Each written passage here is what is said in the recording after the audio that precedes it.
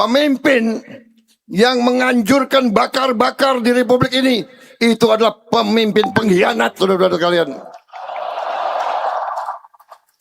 Saya percaya hukum karma akan kena kepada mereka semua itu. Selama ini BUMN itu sumber korupsi.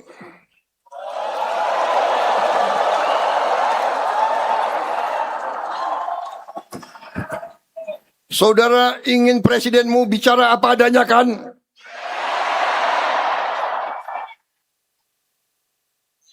Jujur ya teman-teman, dari semua konten yang pernah saya buat di kanal YouTube ini, saya itu memiliki kecemasan yang cukup mendalam, yakni jangan sampai apa yang saya sampaikan, jangan sampai analisis yang saya utarakan dalam konten-konten saya justru berlawanan dengan apa yang dipikirkan oleh Pak Prabowo.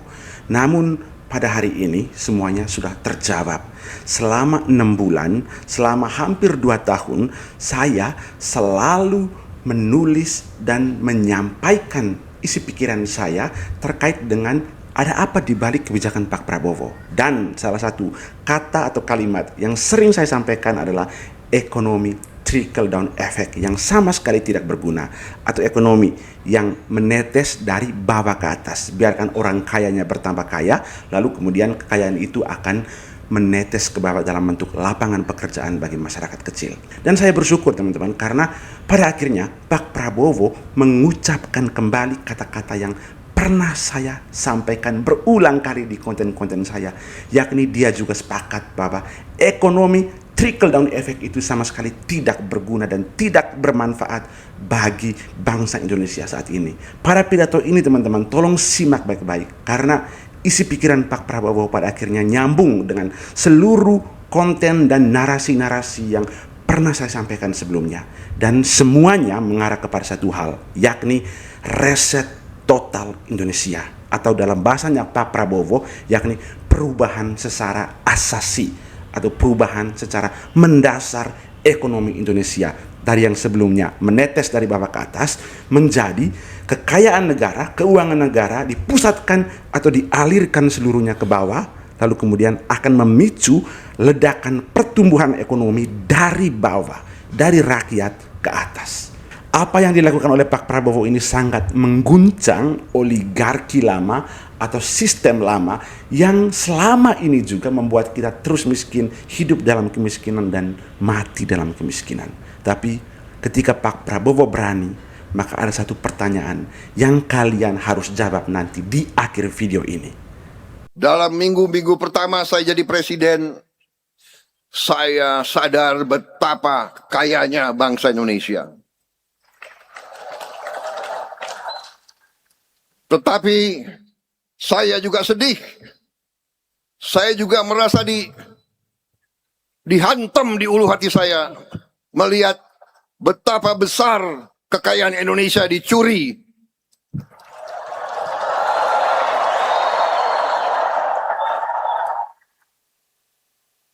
Betapa besar kekayaan kita dibawa ke luar negeri.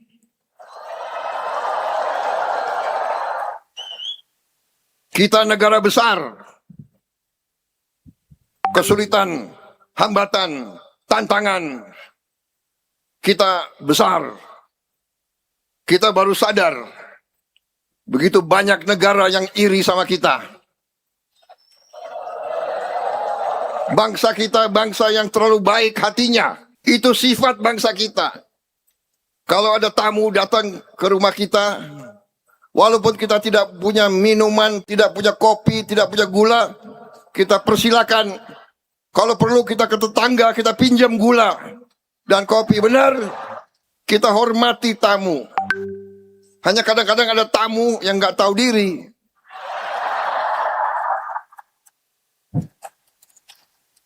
Sudah nggak diundang, ya, datang ke sini, katanya mau dagang, lama-lama ngerampok.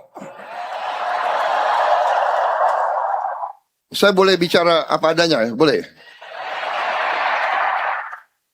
Koperasi adalah alatnya orang lemah.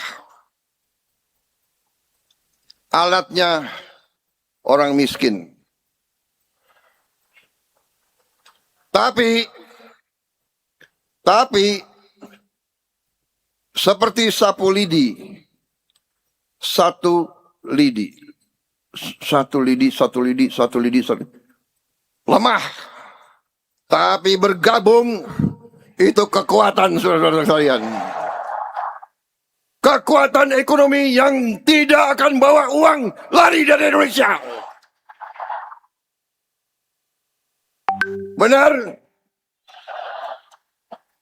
Jika teman-teman sudah membaca buku Paradoks Indonesia yang ditulis oleh Pak Prabowo sendiri, kalian akan mungkin merasa sakit hati ya teman-teman, seperti saya.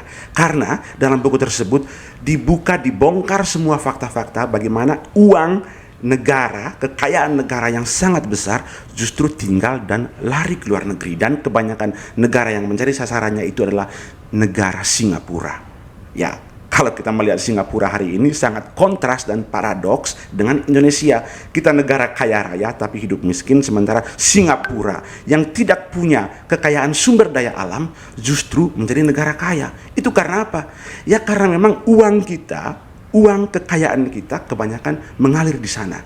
Ini bukan hoax teman-teman, ini fakta. Jika kalian tidak percaya silakan buka dan baca buku Paradoks Indonesia.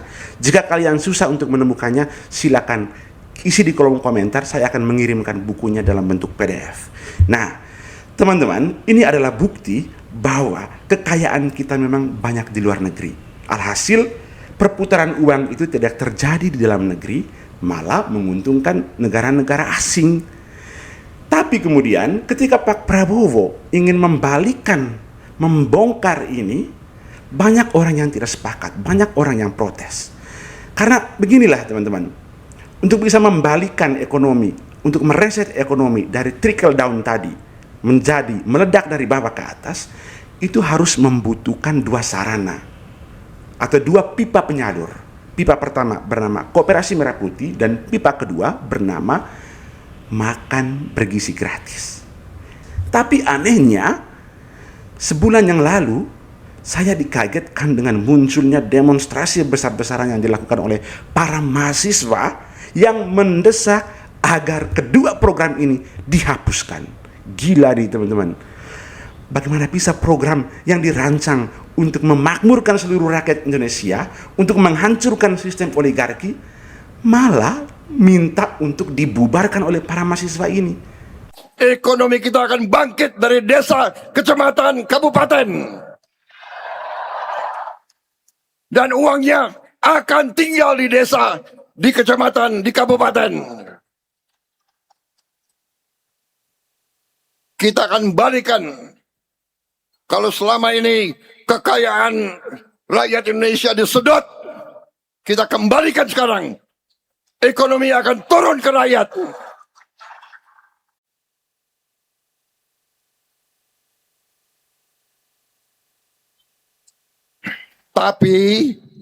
Tapi saya ingatkan,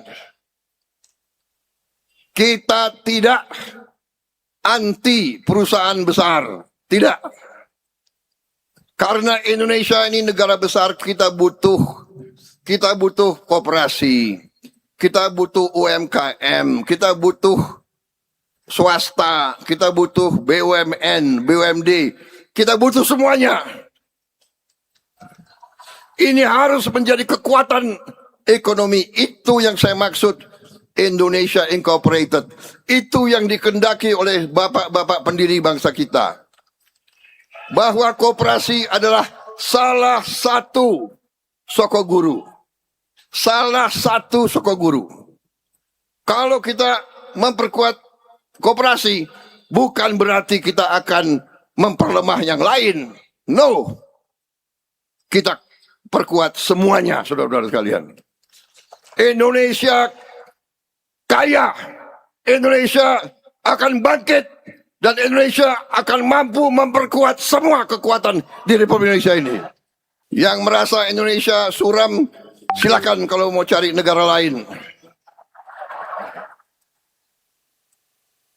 Silakan, tidak ada yang melarang. Kalau di Indonesia, mohonlah, mari Mari kita bersatu. Mari kita gotong royong. Mari kita kerjasama. Yang kuat, bantu yang lemah. Yang lemah, kerjasama yang baik. Insya Allah, kita akan bangkit, saudara-saudara.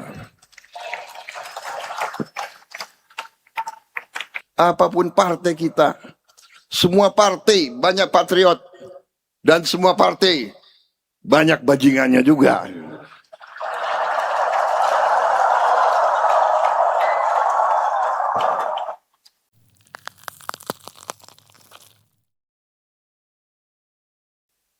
Tadi benar kita akan berbuat gerakan-gerakan atau upaya yang azazi, yang mengurus masalah dari akarnya, saudara-saudara. Ya, kalau badan sakit, kita cari sakitnya apa, baru kita obati. Ya.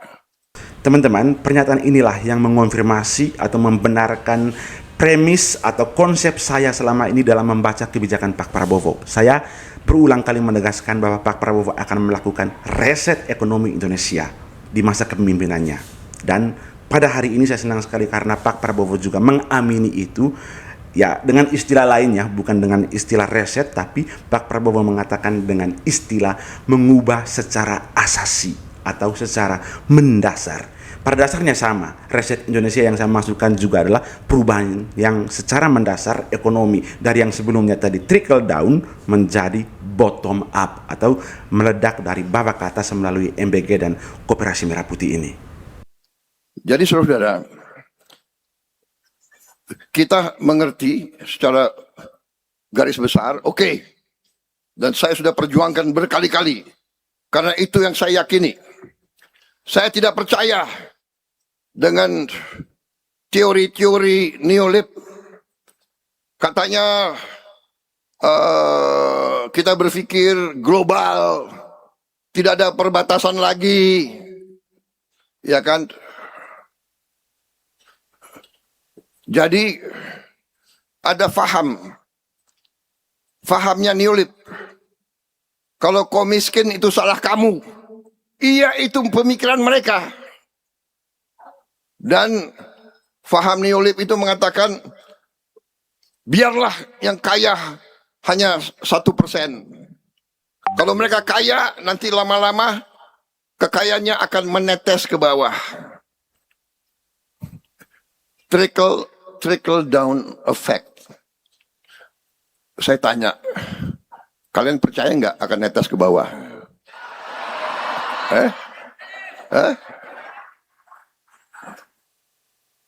Kalian percaya atau tidak akan menetes ke bawah? Satu ruangan kompak meneriakan tidak percaya dengan ekonomi trickle down effect. Dan sayangnya teman-teman, selama puluhan tahun sistem ekonomi yang gagal ini, sistem ekonomi trickle down effect yang gagal ini sudah menjadi sistem yang kita anut, yang membuat kita hidup dalam kemiskinan, mati dalam kemiskinan, dan mewariskan kemiskinan itu ke anak cucu kita. Aneh kan teman-teman? Selama puluhan tahun, kok banyak para pemimpin yang tidak sadar. Banyak elit-elit politik yang tidak sadar. Mengapa itu terjadi? Karena mereka juga turut menikmati sistem ekonomi trickle down effect yang sangat tidak adil itu. Tapi begitu Pak Prabowo datang, dia ingin melakukan reset, mengubah itu menjadi ekonomi yang bottom up atau bertumbuh dari bawah ke atas melalui Koperasi Merah Putih dan makan bergizi gratis tadi. Teman-teman, ini tidak semudah membalikan telapak tangan. Coba kamu bayangkan, kamu punya uang dari sistem yang sudah berjalan selama ini. Kamu bertambah kaya, kaki tanganmu ada di mana-mana. Lalu datang seorang presiden, Pak Prabowo Subianto, yang ingin mengeluarkan zona nyaman tersebut. Ya pasti terjadi perlawanan di sana. Pasti akan terjadi teman-teman. Itulah yang saya sebut sebagai sabotase internal dalam pemerintahan Pak Prabowo, dan itu sudah terjadi selama ini. Mulai dari Agustus kelabu 2025 terjadi pembakaran besar-besaran DPR, kantor di mana-mana. Juga yang terjadi pada peristiwa demo mahasiswa kemarin 1 bulan lalu itu, ketika banyak para mahasiswa yang meneriakkan untuk membubarkan Koperasi Merah Putih dan makan bergizi gratis.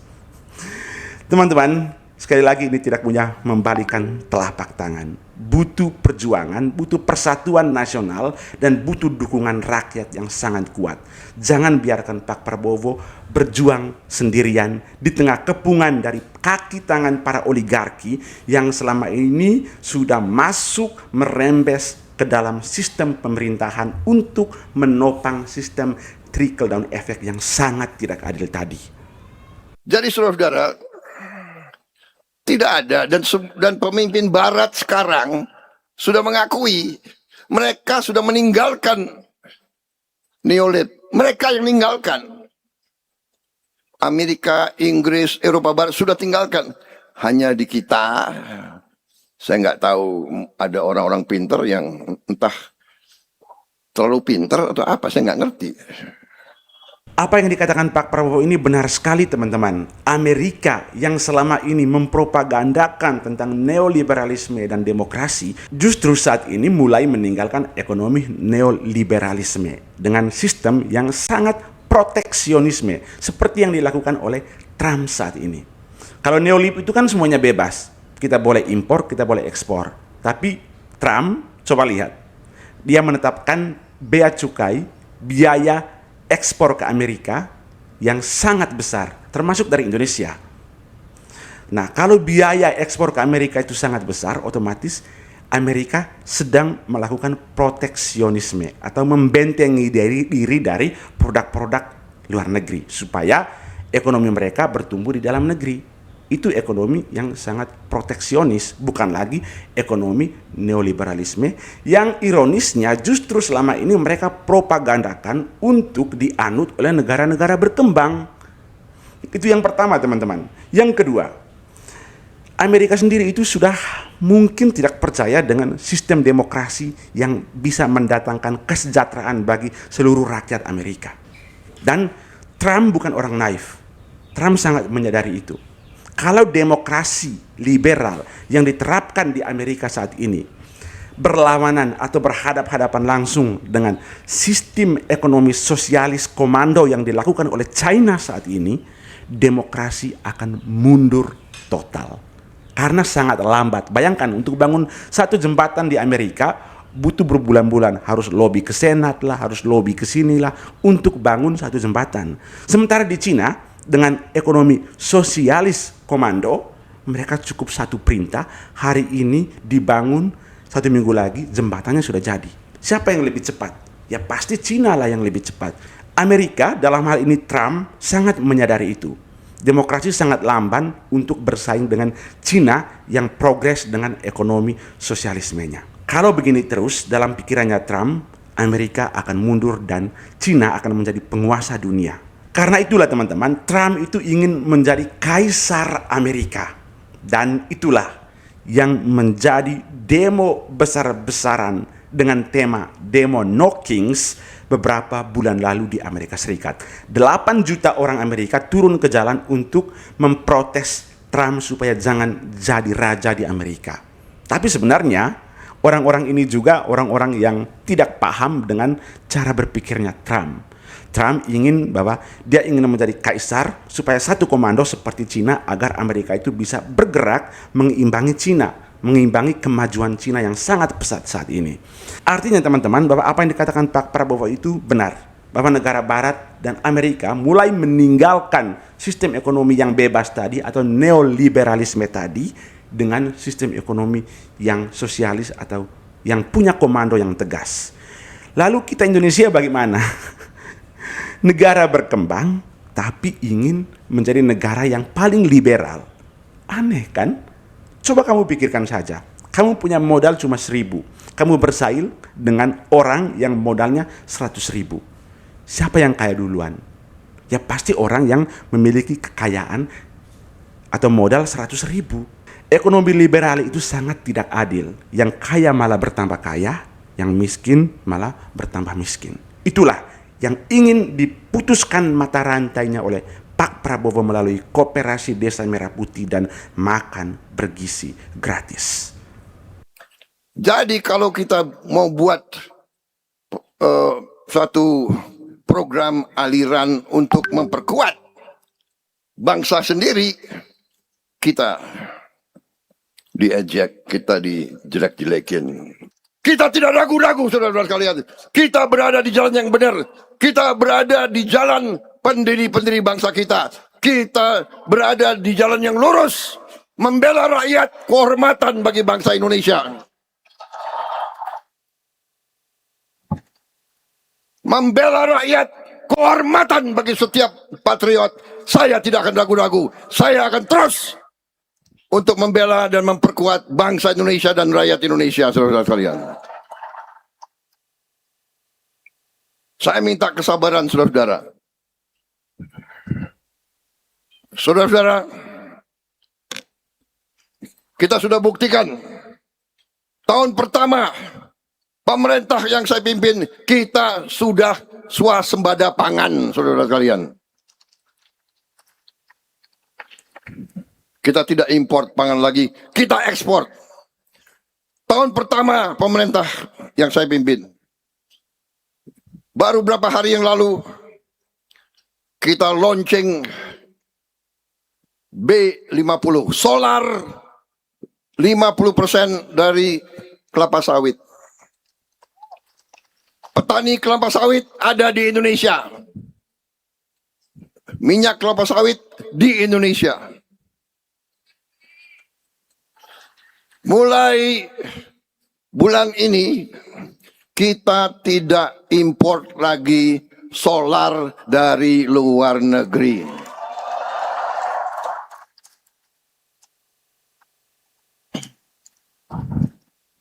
Dan profesor-profesor kita sekarang sedang mengembangkan bensin dari kelapa sawit. Etanol dari singkong, dari jagung, dari sorghum. Saudara-saudara. Jadi saya harap dalam 3-4 tahun lagi kita nanti juga bisa menghasilkan bensin dari tanaman. Berarti petani singkong akan hidup makmur. Petani jagung akan hidup makmur. Petani-petani di seluruh Indonesia akan berbuat yang terbaik untuk bangsa dan untuk keluarganya sendiri, saudara sekalian. Dan BUMN-BUMN itu akan kita tertibkan. Selama ini BUMN-BUMN itu sumber korupsi.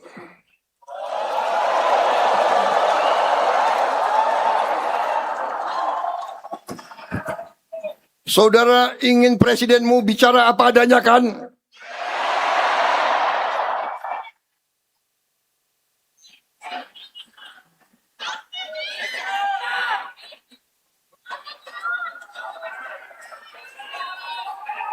Saya memperingatkan lagi, sekali lagi, untuk sekian kali lagi saya bicara dari dulu. Hei para koruptor, sadar diri.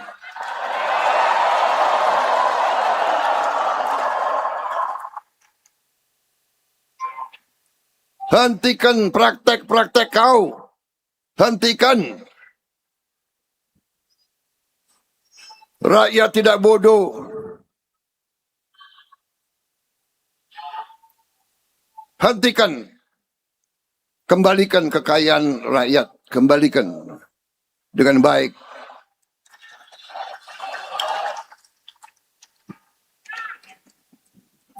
Kita bangsa pemaaf. Tapi rakyat butuh keadilan. Rakyat butuh kesejahteraan. Rakyat butuh sekolah yang baik. Guru-guru butuh gaji yang baik.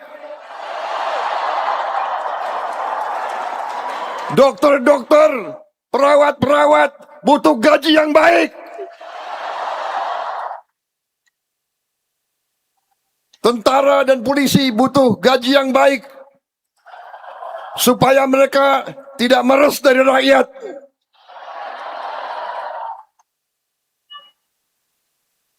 Pegawai negeri butuh gaji yang baik supaya mereka nggak korupsi.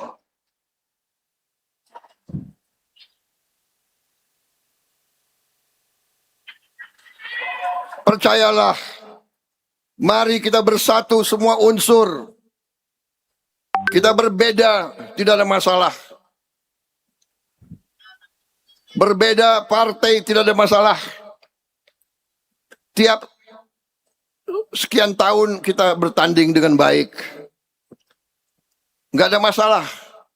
Siapa yang menang, monggo. Jangan kalau kalah mau bakar-bakar, itu bangsa apa itu? Pemimpin yang menganjurkan bakar-bakar di Republik ini, itu adalah pemimpin pengkhianat, saudara-saudara kalian. Saya percaya hukum karma akan kena kepada mereka semua itu.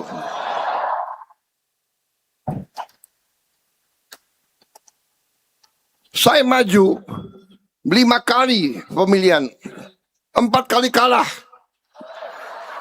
Nggak pernah saya suruh anak buah saya bakar-bakar. Demo aja enggak. Saya datang pelantikan rival saya datang, saya hormat, saya kasih selamat.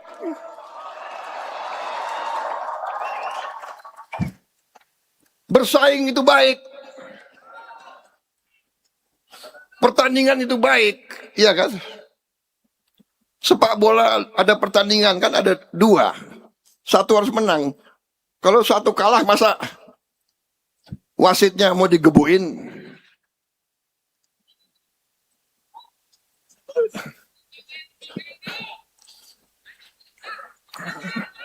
Ya, persaingan itu biasa, nggak ada masalah. Ya. Ini Gus Imin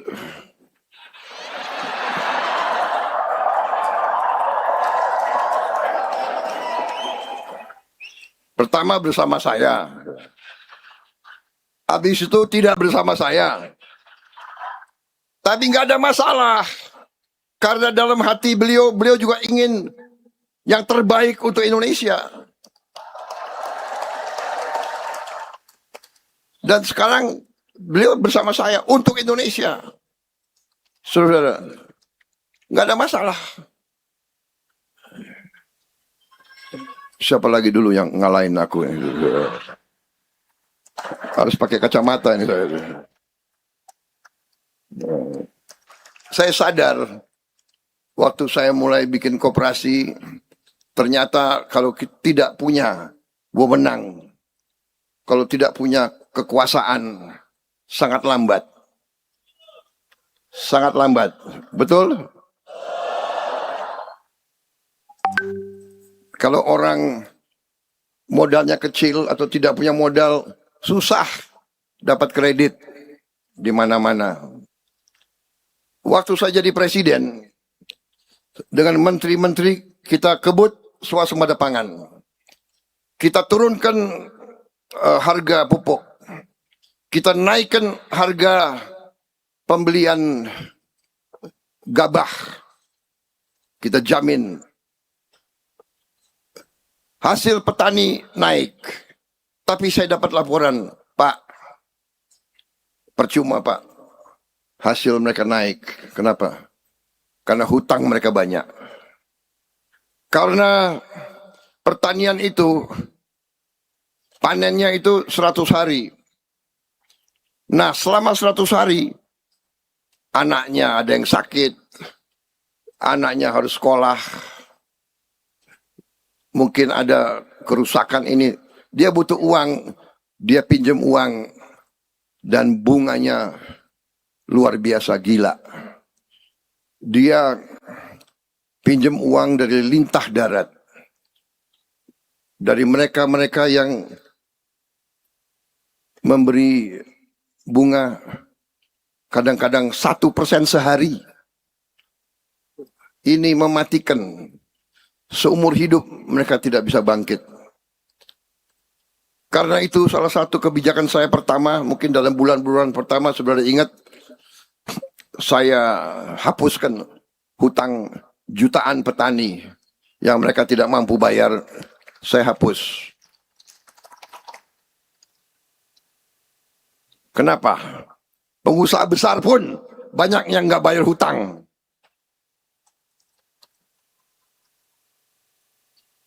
Enak aja. Hutangnya triliunan, nggak mau bayar. Habis itu pakai ini, pakai itu, apa namanya? Haircut. Apalagi restrukturisasi. Ada istilah-istilah keren. Rakyat nggak bisa. Kemudian selain itu, saya berpikir tidak ada jalan. Rakyat kita harus bisa mendapat kesempatan pinjam uang dengan bunga yang murah. Jawabannya adalah harus ada koperasi simpan pinjam di setiap desa di seluruh Republik Indonesia. Teman-teman, semoga konten ini bermanfaat dan seperti yang saya sudah bilang di awal tadi, di akhir video ini saya akan memberikan pertanyaan reflektif untuk kita semua. Pertanyaannya adalah, setelah kalian paham, setelah kalian tahu apa isi pikiran presiden, bagaimana negara ini akan bekerja, bagaimana cara presiden ingin memajukan Indonesia, apakah kamu bersama presiden untuk memakmurkan seluruh Indonesia, atau kamu secara tidak sadar sudah termakan oleh propaganda dari para oligarki, mafia, dan koruptor yang membanjir di media sosial bahwa Pak Prabowo ini presiden yang gagal, seluruh programnya gagal. Simak baik-baik, periksa kembali pikiran Anda. Jangan sampai kamu terprovokasi, termakan hoax, termakan oleh propaganda, lalu kamu lupa bahwa padahal yang dilakukan oleh Pak Prabowo saat ini adalah untuk kemakmuran diri Anda sendiri. Terima kasih teman-teman sudah menonton sampai pada detik ini. Saya pamit dan sampai jumpa di konten selanjutnya.